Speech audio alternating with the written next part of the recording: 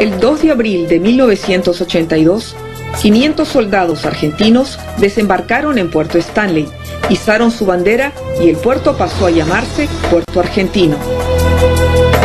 En medio de una amenaza de guerra, el presidente del Perú, Fernando Belaúnde Terry, se hizo cargo de las negociaciones de paz entre Argentina y Gran Bretaña.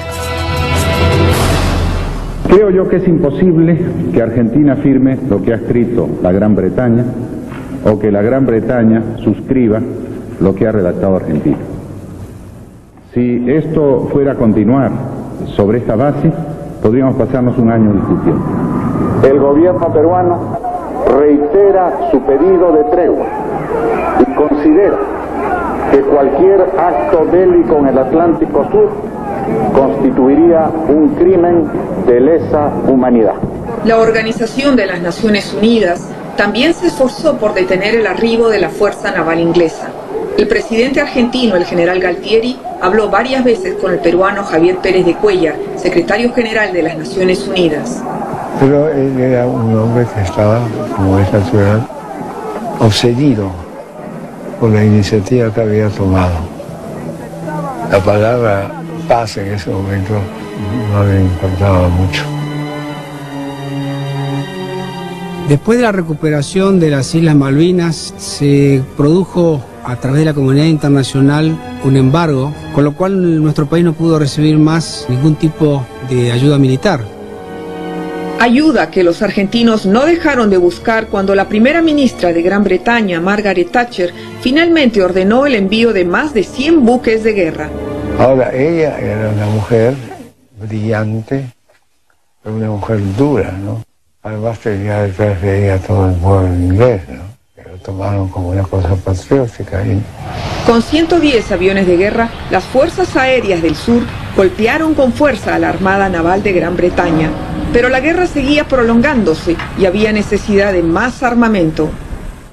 No había ninguna duda que cuando Argentina fue embargada, el único aliado que lo cogió fue Perú.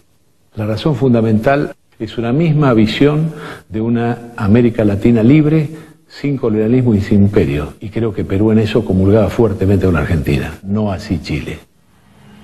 Durante la guerra, Perú continuó con el apoyo militar a Argentina y envió personal técnico y repuestos que viajaron en un avión Hércules junto a un contingente de 10 aviones Mirage. El comando del grupo aéreo número 6 entonces nos reúne a los pilotos que ya estábamos previamente seleccionados para realizar una misión secreta de traslado de 10 aeronaves Mirage. El plan de vuelo contempló partir de la base de La Joya al sur del Perú hacia la base de Jujuy al norte de Argentina para terminar en la base Tandil en la provincia de Buenos Aires. Los técnicos 3 o 4 días antes acondicionaron los aviones. Era prepararlos para un vuelo largo, pintarlos. Nos retiramos del uniforme de vuelo las insignias que nos identificaban con el Perú. Se les colocó la matrícula argentina de los aviones que habían sido derribados con su escarapela. Se le pusieron tanques auxiliares, los más grandes, y se hizo el trayecto entre La Joya y Jujuy en aproximadamente 3 horas. Pero 3 horas de vuelo en un Mirage es llegar al límite de combustible. Entonces o tenían que aterrizar en Jujuy o tenían que aterrizar, no tenían alternativas. Pues los radares chilenos ubicados en Antofagasta e Iquique podrían detectarlos.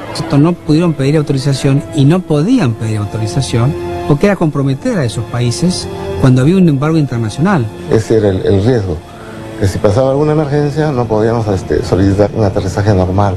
Si la otra parte está en conflicto con Argentina hubiera sabido que el Perú estaba apoyando, se podría habernos declarado la guerra a nosotros también.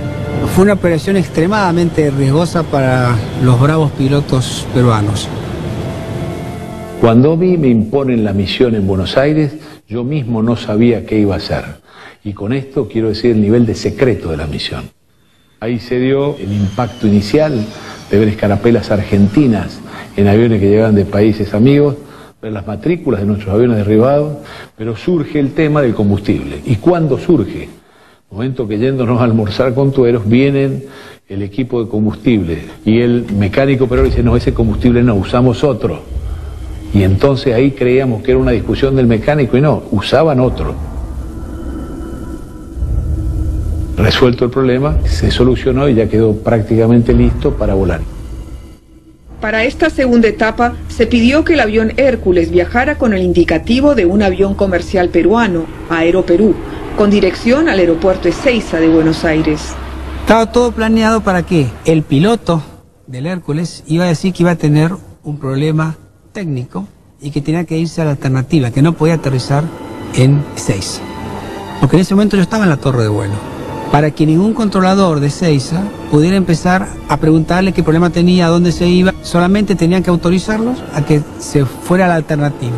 Ni siquiera tenían que preguntarle cuál era la alternativa. El avión Hércules logró sortear este último obstáculo y finalmente se dirigió a la base Tandil. Cuando grande fue mi sorpresa y veo aparecer los aviones Mirage. Fue una sensación difícil de explicar en pocas palabras. Y el segundo momento de gran emoción fue cuando se levantan las cúpulas y aparecen nuestros queridos hermanos peruanos. Y ahí fue confundirnos en un abrazo que pareció tan largo como tan corto. Fue un momento muy sensible para ellos, también para nosotros, de volver a reencontrarnos, a recordar a unos compañeros que ya no estaban y el compromiso del por qué estábamos ahí, ¿no? Y habíamos ido para apoyarlos en un momento muy difícil para ellos. Eran pilotos que estaban en su traje de vuelo, algunos, pero que tenían las piernas enyesadas, el brazo enyesado, o los ojos muy rojos del impacto del aire al momento de eyectarse. Uno de ellos me vio bajar de su avión, o sea, el número de su avión que había sido derribado, y me abrazó efusivamente y me dijo muchas gracias por devolverme mi aeronave. Cuando estábamos ya todos los pilotos reunidos, ahí fue la segunda sorpresa, porque los oficiales peruanos querían quedarse. Nos partieron a ver a nuestros compañeros, porque ahí los veíamos heridos, ¿no? En ese instante nos ofrecimos como pilotos para apoyarlos. El jefe de la misión de nosotros nos prohibió porque no estaba considerado esa situación, ¿no? Porque el riesgo que asumió Perú fue de que la consideraran involucrada en este conflicto, más aún sabiendo que el secretario general de las Naciones Unidas era peruano, y por eso es tan importante que destaco los esfuerzos que hizo Perú para evitar la guerra. Habrán sido 10 minutos desde que aterrizó el último avión hasta que estaban todos arriba del Hércules junto con sus mecánicos, y se cerró la puerta y eran lágrimas que corrían por nuestros ojos hasta que despegó el avión, y de golpe estábamos con 10 aviones más, con la escarapela argentina, la matrícula argentina, y listos ya para ser enviados a las bases de operaciones en el sur argentino. Ahora, yo no sé, a estas alturas, ninguna de las dos partes aceptaría un negociador, tal vez Argentina sí, o Inglaterra no.